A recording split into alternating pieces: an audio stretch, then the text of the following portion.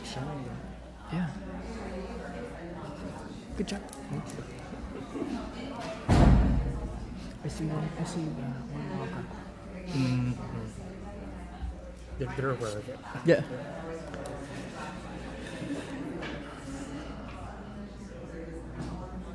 Should we go? Go. Whenever you want. Yeah. Okay, why don't we call this meeting to order? First, I'd like to start off by thanking everybody very much for being here and your interest in this topic. My name is Susan Eggman, and I'm thought we'd put this together. And I come from a background in so I'm a social worker by training. I've taught a lot about organizing, community organizing, done a lot of organizing in my life, and then served on the local government. And in trying to get people more engaged with their government and in the process, oftentimes prove to be very frustrating on many different levels. And so I just see this as a key thing of how we all take part in our system, in our government, in our lives, in our future. The first time I ran for city council, people would say to me, "Why are you running for office?" And I said, "No, that shouldn't be the question. The question should be why aren't you running for office? Why aren't we all running for office? If this is our government and we believe in this, then we all have a stake and an opportunity and a responsibility, from my perspective, to be able to be as engaged as we can." And growing up in a very working class family, first generation to be college educated, I always knew that my family would have liked to have been more involved and engaged, but oftentimes didn't know how. And so I've always felt a real responsibility in whatever role I've had to provide as many opportunities as possible for people to find ways to grab on to their life, to their community, to their, whether that's through church or neighborhood or coaching or input on a general plan or on bike paths, whatever that is. The more I think buy-in we have to how our lives are formed, both in the physical and emotional and cultural environment, the better off that we are. And we know we've kind of hit this crisis of incredibly low voter turnout, which to me is just a symptom of the larger problem. Like that's the end result. That's not everything that goes into it. So trying to figure out how we approach this, how we engage with this, is of utmost interest to me, and I think for the future of our state and nation as we go forward. So I wanted to do a huge thank you to William Kim, who really pulled all of this together for us. We have a large representative body of members who sit on this committee, but being in the off season and during the holiday season, it was harder to get people here, but we wanted to go on. We are televised today. People can watch this later. So this will be the first of 2 hearings at least. We'll do one up here and then one down in Los Angeles and try to drill down a little bit more with certain community groups. We're going to start off just kind of broadly today defining what is civic engagement. Our second panel will be then state and local efforts. Our third panel will be on civics and education, and then we'll have some time open for public comments. And I know as interested as I am in this topic, we have people who are really experts and have devoted a lot of their life to looking at this.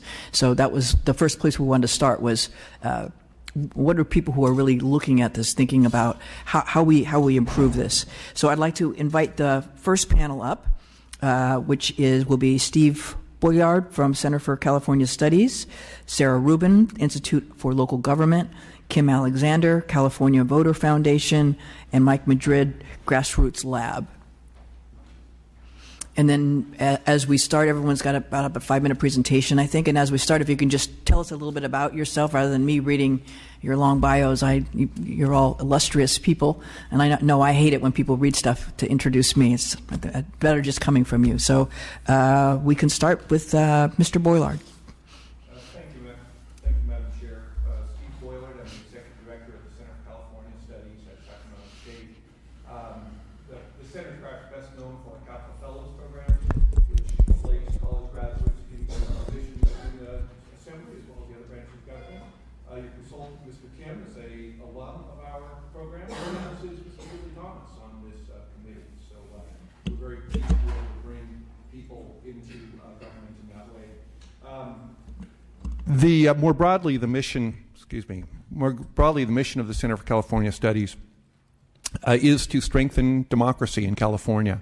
And I can't think of any better way to be focused on the health of our democracy than discussing and working on this issue of civic engagement. I should mention I'm not just representing the Center for California Studies, but there is a larger consortium of interested groups that focus in some way or another on various aspects of civic engagement.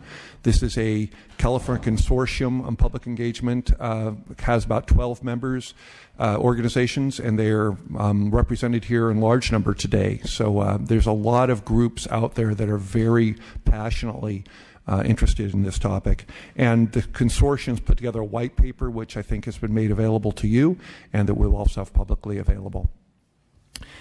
For my testimony today, I really just wanted to focus on two big questions. One of them is, what is public or civic engagement? How do we think about that? And the second one is, why is that so important? When I think about civic engagement, I think it's helpful to look at three facets of it. This is just my typology. There's many other ways to think about it. I think one thing you're going to hear today is there's many, many different ways that civic engagement manifests itself in our state. But the three categories I think of are voting behavior, engagement with the government, and non-governmental engagement. In terms of voting behavior, this is the big one you hear a lot about. As you mentioned, Madam Chair, it's kind of a result, that it's a barometer that we see in terms of how people are engaged. In addition to that, I mean, clearly voting is a way that we select who represents us. It's a way that we confer legitimacy upon our government. And in California, we engage in direct democracy as well when voting on propositions and at the state and local level. So it's a really central, important aspect of our democracy. That said, there's, I would say, three concerns that, that I think of with regard to voting behavior. One is low voter turnout, as you acknowledged. I think in the last general election, last November, we had about 31% of people who could vote that actually cast a vote. And so the vast majority of Californians are not, in fact, of eligible Californians are not, in fact, voting. In addition to just that number, that low number of voter turnout, is how representative that group is. In other words, if you had a subset of people voting, but they were perfectly representative of the underlying population, we wouldn't have as large of a problem. I think we'd still have a problem, but it wouldn't be as large. But the fact is that's an unrepresentative group, and therefore those who vote are not able to fairly represent the needs and interests of the underlying population. And then third, as if that isn't enough, I think a third concern with voting is there's low voter understanding and of issues and of policies and of positions taken by the elected representatives that they're looking to vote for. Survey after survey shows really very low understanding of processes and of government. And so when people aren't equipped to be able to cast informed votes, they're not able to rationally vote, they're not able to articulate their own interest and understand their own interest, they're not able to, they're susceptible to being manipulated by unscrupulous campaigns. So I think you'll hear a lot more about this tip voting issue, but clearly it's one of central concerns when we talk about civic engagement. Second category I think of is engagement with the government. And this is something that I think we're seeing today, that there's formal testimony. You'll be hearing from members of the audience. This is a chance for people to directly engage with you as an elected representative. There is a recording of this. It's going to be made available to other members of this committee. The press will take note of it. So, this is a good structured opportunity. There are many others that occur in this building and elsewhere, certainly at the local level, at city council hearings and meetings. But this has its limitations. The kind of classic 3 minutes at the microphone is not really able to drill down as deeply into the needs and interests and thoughts of individuals. There are communities that come up with much more robust forms of engagement, like participatory budgeting in Vallejo that I'm sure you're familiar with. There are structures where people are able to drill down much more deeply and engage on an ongoing basis with decision makers. So this is an area I think that the state legislature, this committee, can do more to support identify best practices, et cetera, for these more robust kinds of opportunities. Then thirdly, another third aspect of civic engagement is non-governmental engagement. And this, I think, is equally important. This is when members of a community engage with each other, talk about issues, share ideas, spread information. That's not formally through governmental channels. Fraternal organizations, churches, and other religious institutions, charity groups. There's lots of forums where people can get together and have these kinds of conversations and exchange of information. This has been on the decline. There is a best-selling book a number of years ago by Robert Putnam about bowling alone. And I worry that as a society, we're becoming more anomic. We become more separated from one another, and we aren't having those kinds of conversations. So I think civic engagement clearly has to include this non-governmental kind of engagement as well, a strong, robust society with conversations and expressions of interest. So again, I don't pretend that's the only typology, but I think it kind of covers at least the waterfront, and a point I really want to make about when you think about civic engagement is that breadth of ways it manifests itself. Quickly turn to my other main point, which is why is this important? And I would actually suggest to you, I mean, I think it kind of goes without saying that you are chair of this committee, you understand from your work prior to coming to the legislature about how important engagement is. But I would offer you some categories to think about why we want to promote civic engagement. One is it provides better representation. When interest can be expressed through voting, you as legislators and as representatives are better able to understand and act on the interests of the people. Second, you have a better informed electorate, that when people are able to engage, they not just are transmitting information to you, they are receiving information as well. There is a dialogue, and the electorate is better able to make choices. Third, a robust civic engagement allows better decision making, that committees such as this one are able to have a better sense of the specific needs and concerns of members of the community, and what kinds of issues and what trade-offs they see as you approach issues. Fourth, it allows a smoother implementation of policies, that you get more buy-in from individuals when they feel like they've been heard. You're able to anticipate concerns or pushback as you develop policies. And finally, and this is kind of a catch-all, more robust civic engagement allows greater trust in one another and in the government. People feel they have a stake, they feel they are heard, and they are more accepting of policies of government. Government politics, as you know, is about conflict. It is about trade-offs. It is about balancing things. It is not always a pretty process.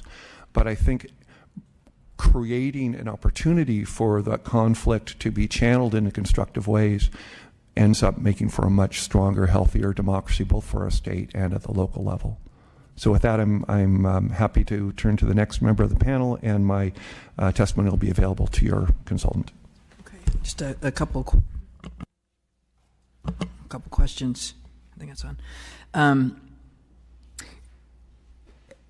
And have you also looked at, the engagement, the initial engagement is great, but it's this sustaining that engagement. That to me is always, I would have a big high-profile crime in Stockton, and I could get 300 people out to a community meeting, but in the follow-up weeks when we had follow-up meetings about keeping neighborhoods safe, then I have, 4 or 5 people who would show up. But it's that initial people come together and then go back away with their busy lives. And you make an excellent point that there have been a lot of occasions when we're able to rally a lot of interest to a particular issue. Something's in the news and a lot of people become interested in it. Or just think of voting. Every couple of years we can get a lot of people to turn out, not as many as we'd like, but the other 99% of the time people are much less engaged. I don't have the answer for how you achieve this, but it seems to me that what we need is to create habits and a culture of participation. And that begins in the schools, I would think, that people need to understand and accept that we as members of this democracy have a role to play, and that role is not just simply casting a vote every couple of years, but it's engaging with their neighbors and with the government. So it's promoting that and creating partly an expectation and also a positive feedback. When people feel like their voices are heard and result in change, they're going to be more inclined to participate in the future. And have any studies indicated that with the increase of polarization we have in our political world, has there been a decrease then in engagement timeline? Yes, one of those chicken and egg questions is the polarization a result of less participation or vice versa?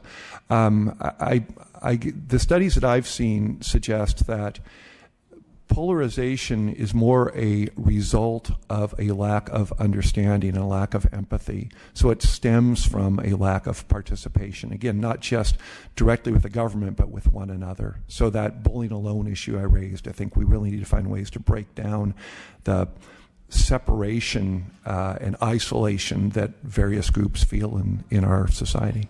And when we talk about engagement with non-government, I would imagine that we need to really pay attention to social media, because so many people are now participating in online versus sitting around the donut. Yes, it's a tremendous opportunity for getting people to be able to connect. It also, of course, has its difficulties as well. I think the question for the non-governmental engagement part is, what role can government play? And I think there is a role. You can fund civic organizations. You can allow civic representatives to bring their group's ideas to the table. There's again, I mentioned in schools, we can try and promote more willingness to reach out and understand how we can connect with one another. So there is a governmental role to be played in promoting this non-governmental engagement. Okay. I can talk all day, so I'm aware we have a lot to get through. So thank you. And Ms. Rubin? Thank you. I've got some slides.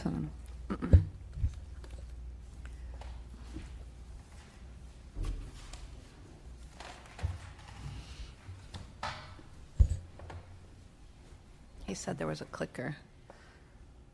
There.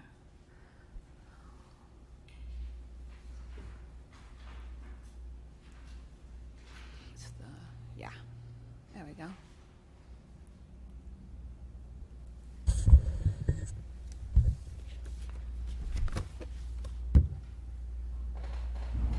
Perfect. Thank you. Good morning. Good morning.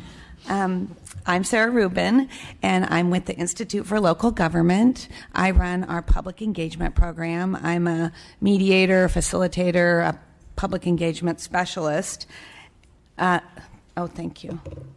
So the Institute for Local Government is the nonprofit research and education affiliate of the League of California Cities, the California State Association of Counties, and the Special Districts Association.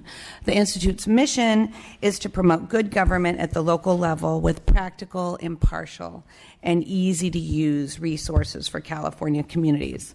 So following on Dr. Boilard's remarks about the importance of public engagement, in my testimony this morning, I thought I would highlight a few tips for overcoming one of the major challenges that I hear about all the time, and you've already mentioned it, which is no one will come, or we spent so much time preparing and promoting this workshop and no one came. So local elected officials and staff tell us all the time they are keen for people to come, just as in the example you gave. They want that continued participation. They know that the participation will help help them create a healthy, vibrant community. And we know that the discussions they want to have are about not just crime, but also land use, budgeting, affordable housing, climate change, transportation, and all kinds of local, regional, and statewide issues. So, and we also know that our communities are diverse. We've got, our residents vary by age, gender, ethnicity. Some rent, some own. Some might be longtime residents versus newcomers. People read and speak English with different levels of proficiency. Some have disabilities. Individual residents or whole communities may have more or less experience, confidence, or capacity to participate. So over this past year, the Institute embarked on a big evaluation project thanks to funding from the James Irvine Foundation. And one of the components of the effort was a statewide electronic survey. We had over 300 survey participants. We had participation from 42 of our 58 counties. 48% of our respondents were elected or local government staff. And I'm just highlighting here 2 data points. So they validate what we've been talking about so far. 83% of respondents worry that it's always the same people who participate and that they tend to be extremists. 69% of our respondents reported having a concern that local governments do not have the sufficient staffing for public engagement, sufficient knowledge, and that's also related to training, or that there are the sufficient financial resources to support robust engagement. And also, in my mind, that gets at the sustained factor that you brought up. So what can be done to improve public engagement? So I've got a few tips and ideas and examples that could be models. So the first one is around stepping out of the box as far as relationship development. Developing personal relationships with local leaders and community residents can lead to more inclusive processes and community buy-in. And the first example I have to share with you comes from our Central Coast. So complex budget discussions are often thought of as the domain of electeds and staff. But in Salinas, the city has experimented with engaging people who generally, many had never really participated in any government efforts before. They did extensive outreach in both Spanish and English. They held a mix of in-person workshops, and they developed an online budget game where everyday people had to make trade-offs. And their results were really impressive. With the online effort game alone, they had over 400 people check it out, and they had 84 completely completed budgets turned in. So they're very pleased. In Mono County, in Benton, one of the most remote areas of California and with severe poverty issues, people were not utilizing health resources. So county staff got creative, and they organized a monthly dinner and a movie night. It wasn't simply a fun night out.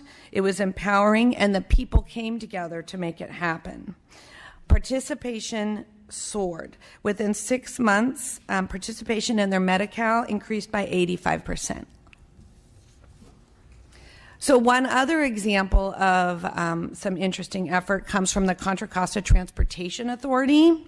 They experimented with a telephone town hall, and they had 1,378 callers during the peak of this call about the vision for the future.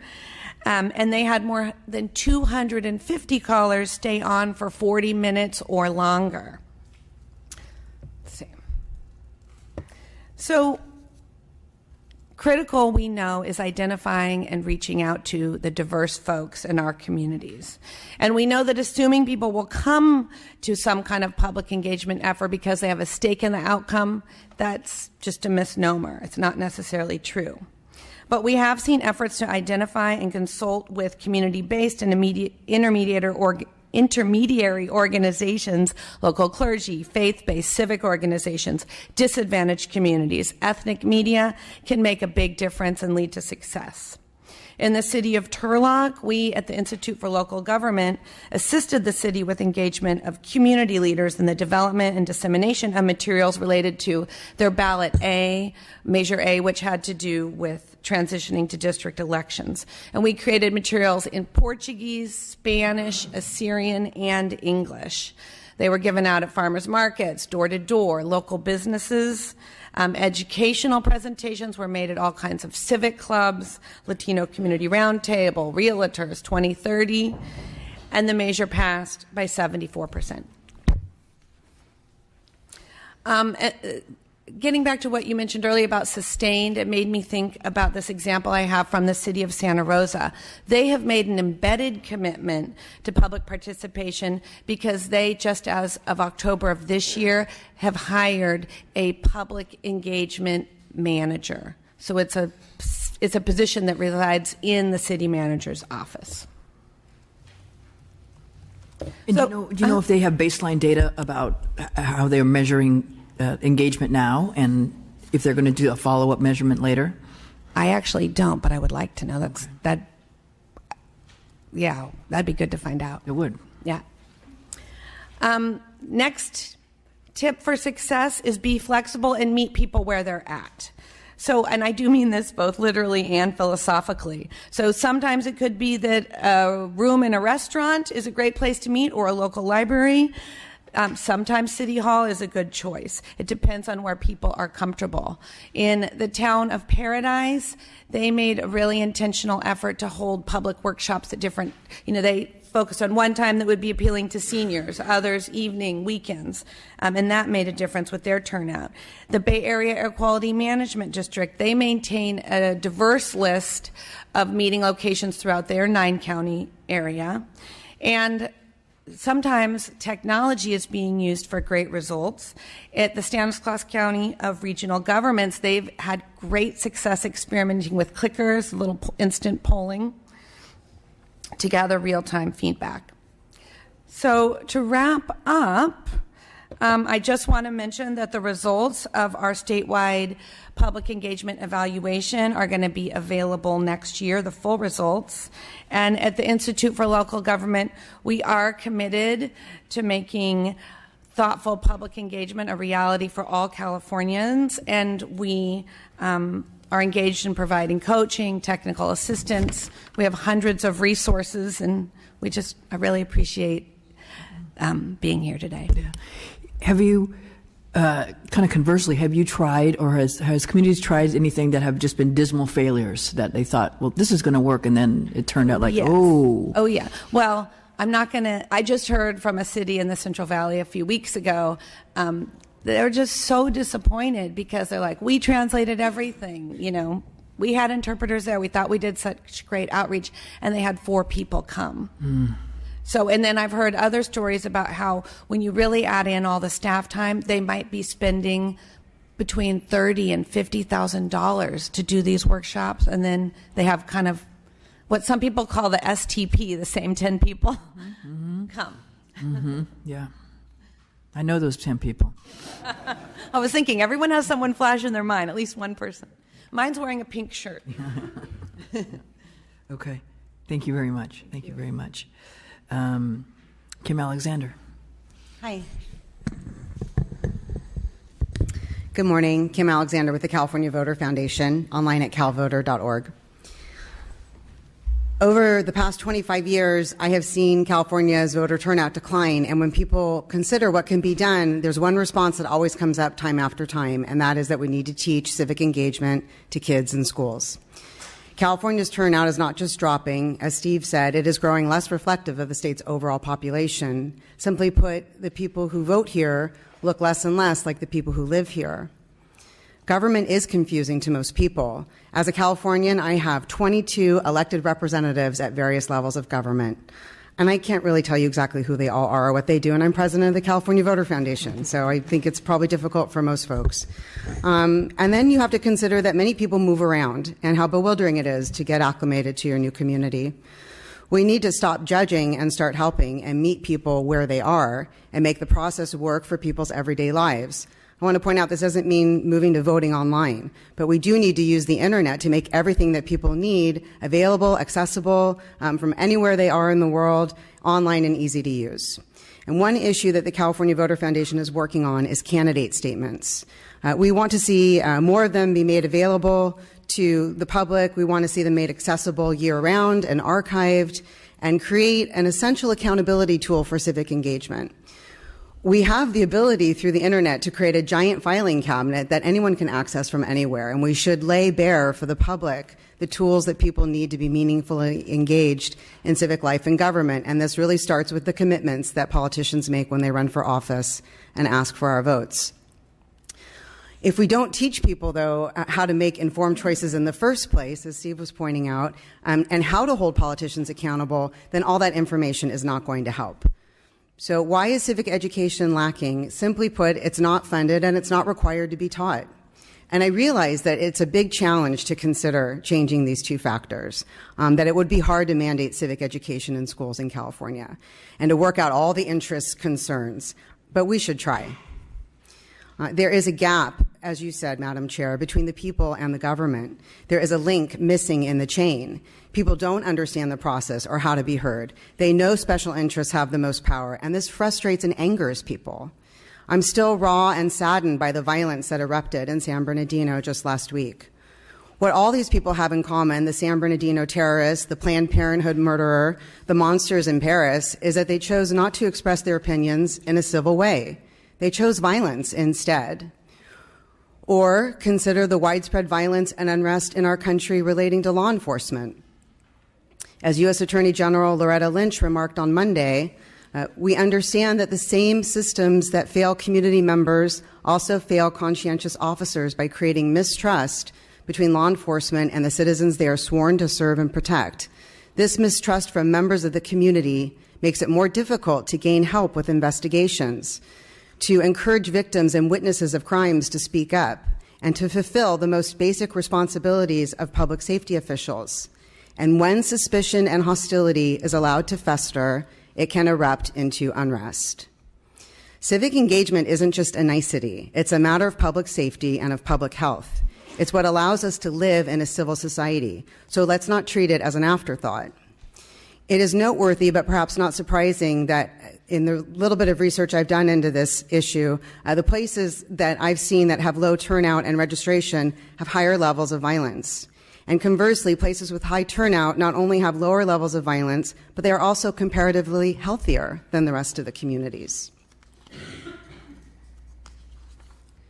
There should be funding built into the state budget to give schools an incentive to teach civic engagement, perhaps a grant program with outreach targeted to areas that have low voter turnout.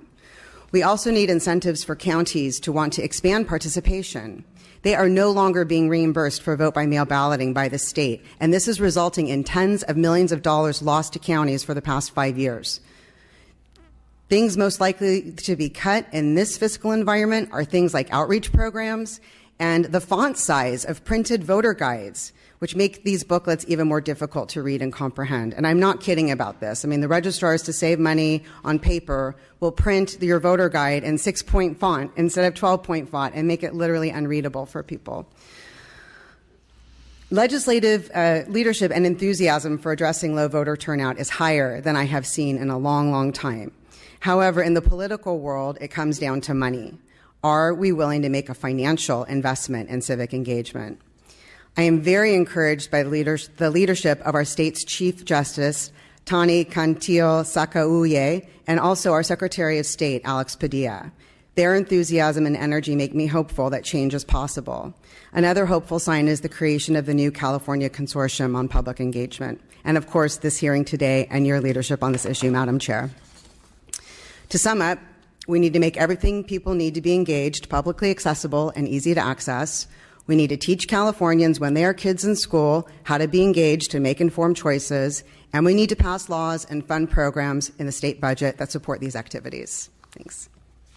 And what do you think about voting by app? Well, I think we could use our smartphones to do everything short of voting, and I'm very interested in the research and development going on in Los Angeles County, where the idea is that you could, pre-choose your choices on your phone, go into a voting center, port your choices in, and it will create your ballot for you, pre-selected. We still need to have that paper ballot. We still need to have verification. But I think there are a lot of creative things that we could do short of voting online and should be doing to make the process more accessible, particularly to people who are on their phones. It used to be that thinking about these things was seen as kind of elitist because people didn't have access to the internet. But now, because of smartphones, we really have overcome that digital divide gap that kept a lot of those issues out of play. Mm-hmm. Yeah, when I talk with young people about what would it take to get you to vote, they said, if I could just do it on my phone. I know. I know they say that. And you know what? They can't vote on their phone right now as much as some people would like to. But when they pick up their phone and they want to understand what's on their ballot, everything should be right there for them. And it's not right now. Mm-hmm. The nonprofit sector is doing a great job through Voters Edge, the League of Women Voters, and MapLight to provide comprehensive voting information tools for voters, but on the governmental side, we are really lagging in this area, and this is the issue that the California Voter Foundation is working on. We want to take all the great content that's already being produced in printed guides and move it onto the internet and make it easy for someone to look it up, simply entering their address, or even browse it, and if they don't have an address to start with, so that people feel that the process is speaking to them. So I do think we should start with that. Start with making what we're already producing online and accessible, and then we can look at some of the fancier applications.